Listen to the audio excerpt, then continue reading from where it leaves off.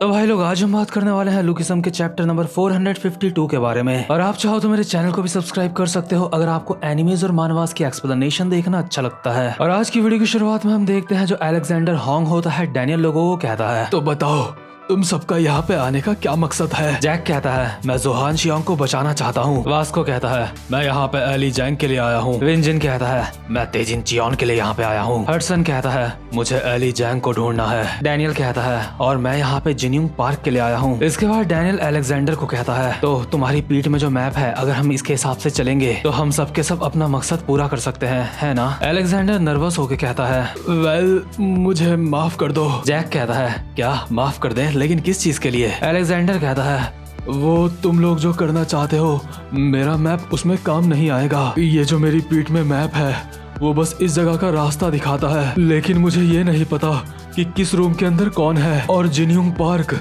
ये नाम मैंने पहले नहीं सुना कभी। मुझे तो ये भी नहीं पता कि इस नाम का कोई इंसान यहाँ रहता भी है या फिर नहीं। तभी विंजिन गुस्से में कहता है ये साला हरामजादा किसी भी काम का नहीं है। अगर तुझे कुछ भी नहीं पता था तो पहले तो इतनी बड़ी बड़ी बातें क्यों कर रहा था। इसीलिए मैं तुम सबको बोल रहा था कि इसकी तोड़ते हैं। लेकिन तभी वास्को कहता है तो ठीक है ये तय हो गया, अब हम इस पूरी बिल्डिंग को छान मारेंगे। ऐसा करने में मैं एली जैंग से मिल पाऊंगा। विंजिन कहता है अबे गधे अपना मुंह बंद कर, हम यहाँ वर्कर्स के सारे हरामजादों से फाइट नहीं कर सकते।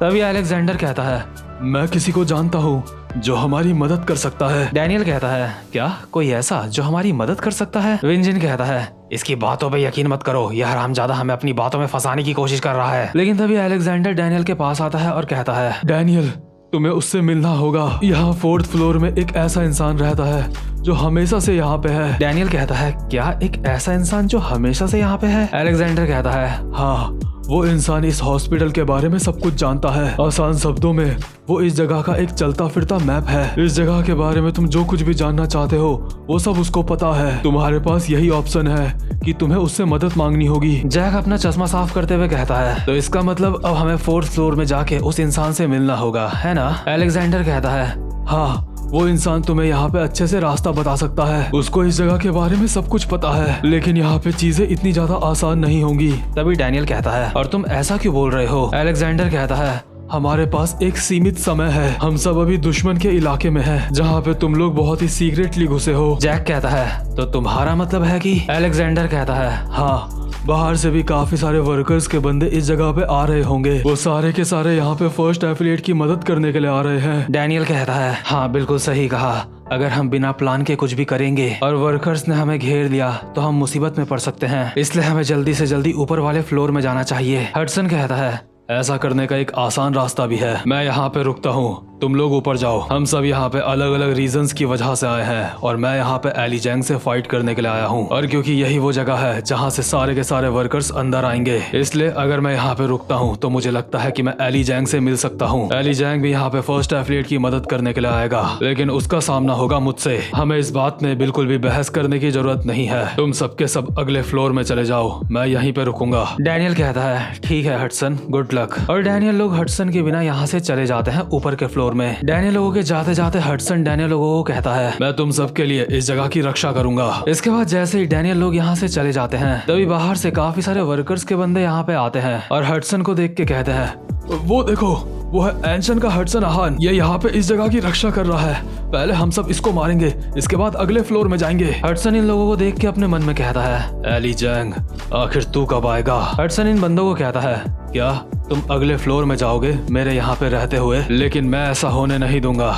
वहीं जहाँ पे डैनियल लोगों ने अपनी एम्बुलेंस पार्क कर रखी होती है वहाँ पे भी वर्कर्स के बंदे आ जाते हैं और कहते हैं हमें मैसेज मिला है, जो घुसपैठिए है वो फर्स्ट फ्लोर में चले गए हैं, हमें जल्दी से वहाँ पे जाना होगा, हमें उन्हें रोकना है। लेकिन तभी इनकी नजर पड़ती है डैनियल लोगों की एम्बुलेंस में। ये इस एम्बुलेंस को खटखटाते हुए कहते हैं वो उन चूहों ने यहाँ पे घुसने के लिए एक एम्बुलेंस का भी इंतजाम कर लिया। आजकल के बच्चे भी सच में काफी ज्यादा हरामी होते हैं, तो बताओ हमें इस एम्बुलेंस का क्या करना चाहिए। दूसरा बंदा कहता है क्या करेंगे हम इसका, हम इसको रख लेंगे और क्या। तो ठीक है चलो इसको कहीं कोने में छुपा देते हैं, जब हम उन घुसपैठियों को पकड़ लेंगे उसके बाद हम इस एम्बुलेंस को बेच देंगे। हे, क्या तुम्हें इस एम्बुलेंस की चाबियां मिली। दूसरा बंदा कहता है हाँ, चाबियां अंदर ही पड़ी थी। लेकिन इतने में ही जो डैनियल लोगों ने यहाँ पे नकली वीआईपी पेशेंट लेटा के रखा था वो चद्दर के साथ ही अपनी जगह में खड़ा हो जाता है, जो कि देखने में किसी भूत जैसा लग रहा होता है। इससे पहले कि वर्कर्स के बंदे कुछ समझते तभी ये चद्दर वाला भूत एक बंदे के मुक्का मार के उसको उड़ा देता है। और ये सब कुछ देख के वर्कर्स के दूसरे बंदे कहते हैं, हे, आखिर वहाँ पे क्या चल रहा है? लेकिन तभी जो ये चद्दर वाला बंदा होता है एम्बुलेंस से नीचे उतरता है और अपनी चद्दर अपने चेहरे से हटाते हुए कहता है, वो साले हरामजादे,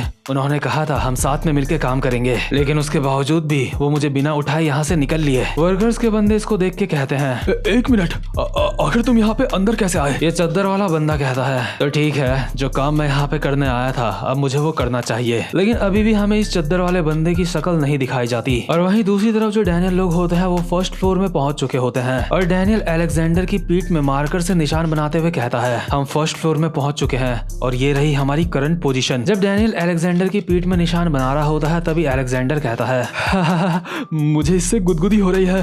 एक मिनट, ये परमानेंट मार्कर तो नहीं है ना? जैक कहता है, तो यहाँ से अगले फ्लोर में जाने की सीढ़ियाँ कहाँ पे हैं? वास्को कहता है, ये मैप दिखा रहा है, ये जो हॉल का रास्ता है वो बिल्कुल आखिरी में है उसके। जैक कहता है, तो ठीक है, सबसे पहले हमें वहाँ पे पहुँचना होगा। लेकिन सच में ये बात तो कहनी पड़ेगी, ये जगह सच में काफी ज्यादा अजीब है। यहाँ से जो वाइब्स आ रही हैं मुझे उससे नफरत है। और अभी धीरे धीरे जो डैनियल लोग होते हैं इस हॉल के रास्ते में आगे बढ़ने लगते हैं और यहाँ अगल बगल जितने भी कमरे होते हैं वहाँ पे बहुत सारे कैदी होते हैं जो कि सारे के सारे अजीब से और पागल लग रहे होते हैं। ये सब के सब बोल रहे होते हैं, हमें यहाँ से जाने दो, हमें जाना है। इस पूरी जगह में अभी इन कैदियों का ही शोर गूंज रहा होता है। डैनियल लोग कहते हैं, आखिर यहाँ पे ये सब कुछ क्या चल रहा है? इन सबको यहाँ पे बंद करके रखा गया है। अलेक्जेंडर कहता है, ये सारे के सारे पेशेंट हैं जिन्हें एम्बुलेंस कंपनी यहाँ पे पकड़ के लाई है। डैनियल कहता है, तुम्हारा मतलब ये मासूम लोग हैं जिनको यहाँ पे जबरदस्ती लेके आया गया है? अलेक्जेंडर कहता है, हाँ, पहले ये सारे के सारे एक नॉर्मल इंसान की तरह थे, लेकिन काफी सालों से यहाँ पे कैद रहने की वजह से ये सारे के सारे पागल हो चुके हैं। इन सब की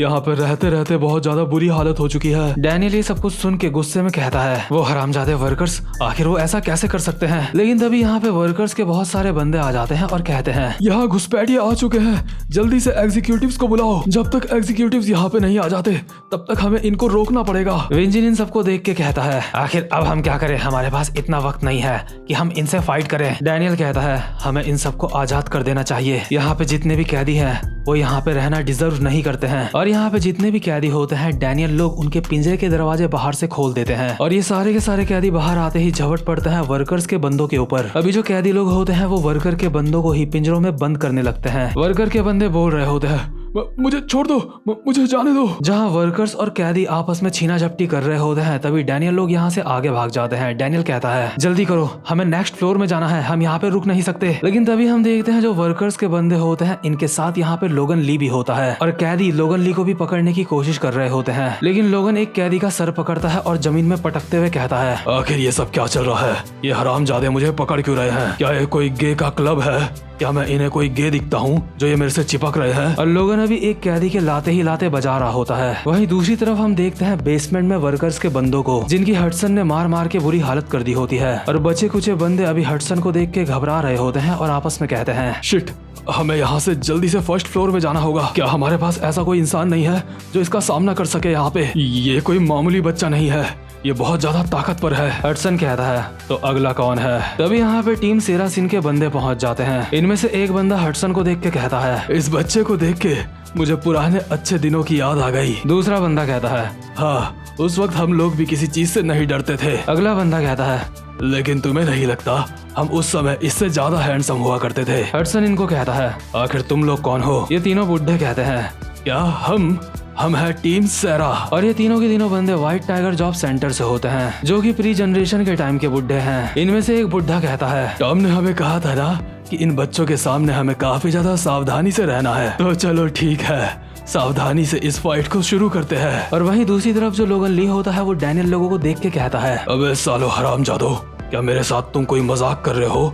क्या वो घुसपैठिए तुम ही हो? यहाँ पे वो चश्मे वाला ढक्कन भी है और वो पीले बालों वाला लड़का जिसके मैंने 5000 वॉन ले लिए थे, साथ में आर्किटेक्चर डिपार्टमेंट का सबसे बड़ा गधा, दूसरा वो ढक्कन जिसको मैंने कैफेटेरिया में मारा था। हरामजादो, तुम सब पहले ही मेरे हाथ से पिट चुके हो। वास्को कहता है तूने मुझे कभी भी नहीं मारा है, लेकिन लोगन तो अपनी ही चौड़ में होता है और कहता है क्या तुम सब चाहते हो मैं दोबारा से तुम्हारे पिछवाड़ों में लाते बजा दूं? लोगन डैनियल के बिल्कुल मुंह के पास आता है और कहता है बाकी सबको तो मैं जानता हूँ, लेकिन तू कौन है बे? डैनियल कहता है काफी ज्यादा दुख वाली बात है, लेकिन तुझ जैसे सुअर को काटने का टाइम नहीं है मेरे पास। और लोगन को डैनियल की आवाज सुन के पिकाचू की याद आ जाती है। लोगन अपने मन में कहता है ये आवाज तो पिकाचू की है। लोगन बहुत ज्यादा खुश होकर डैनियल को कहता है पिकाचू ये तू है ना पिकाचू? अरे कसम से पिकाचू, बहुत टाइम हो गया जब से मैंने तुझे देखा नहीं। आखिर तुझे क्या हुआ है? तू काफी ज्यादा बदल चुका है, क्या तू मुझे पहचान नहीं पा रहा है? लेकिन एक मिनट, क्या अभी पिकाचू ने मुझे सुअर बोला? लोगन डैनियल के बिल्कुल मुंह के पास आता है और कहता है ठीक है पिकाचू,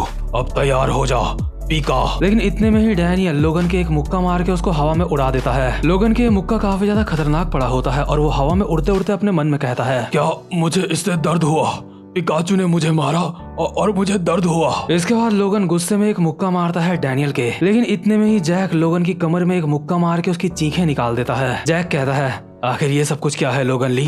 तू वर्कर्स का एक हिस्सा है। लोगन अपने मन में बोल रहा होता है पहले पिकाचू, अब ये कैफेटेरिया वाला ढक्कन। इतने में ही वास्को भी एक मुक्का मारता है लोगन के मुंह पे और कहता है मैं तुझे एक सबक सिखाने वाला हूँ। तभी जे भी लोगन के ऊपर अटैक्स की बारिश कर देता है। लोगन गिरता हुआ विंजिन के पास जाता है, लेकिन विंजिन लोगन को एक थप्पड़ मार के साइड कर देता है। विंजिन कहता है अबे ढक्कन, यहाँ से दूर रहे। लोगन अपने मन में बोल रहा होता है ये आर्किटेक्चर वाला गधा, ये पीले बालों वाला और ये चश्मे वाला भी मुझे मार रहे हैं। आखिर ये सारे के सारे गधे इतने ज्यादा ताकतवर कब हुए? लोगन की नाक से भी खून निकल रहा होता है और लोगन अपनी नाक पकड़ के कहता है सालो हरामजादो, आखिर तुम्हारी इतनी हिम्मत कैसे हुई? ठीक है आ जाओ, सारे के सारे आ जाओ, मैं तुम सबकी हालत खराब कर दूंगा। तभी डैनियल कहता है तुमने सुना ये सुअर क्या बोल रहा है? लगता है ये हम सबसे साथ में फाइट करने की सोच रहा है। सॉरी लोगन, लेकिन हम लोग थोड़ा जल्दी में हैं। अभी इन सब ने लोगन को चारों ओर से घेर लिया होता है और लोगन को भी इस बात का अंदाजा हो चुका होता है कि वो अकेला इन सब का कुछ भी नहीं बिगाड़ सकता। इसलिए लोगन के चेहरे के रंग अभी पूरी तरह से उड़ चुके होते हैं। लोगन अभी इन सबको देख के काफी ज्यादा हैरान होता है। लेकिन इसी के साथ ये वाला चैप्टर यहीं पे खत्म होता है। और भाई लोग, मुझे लगता है अब हमें जल्दी ही लोगन ली वर्सेस पिकाचू देखने को मिलने वाली है। तो अगर आपने अब तक इस वीडियो को लाइक नहीं करा है तो जल्दी से वीडियो को लाइक कर दो, साथ में बेल आइकन को भी प्रेस कर देना। अब मैं मिलूंगा आपसे अपनी नेक्स्ट वीडियो में, तब तक के लिए गुड बाय।